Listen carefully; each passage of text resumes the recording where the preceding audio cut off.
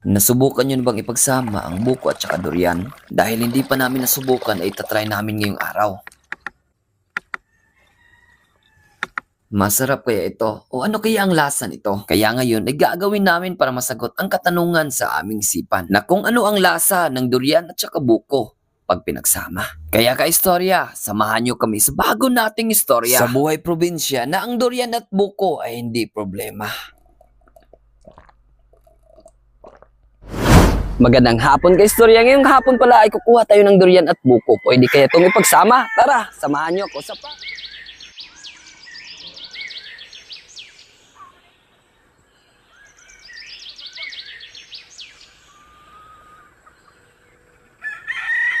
Dahil maganda ang panahon, uunahin nating hanapin ang durian. Ngayong buwan pala ay season ng durian kaya di tayo mapoproblema.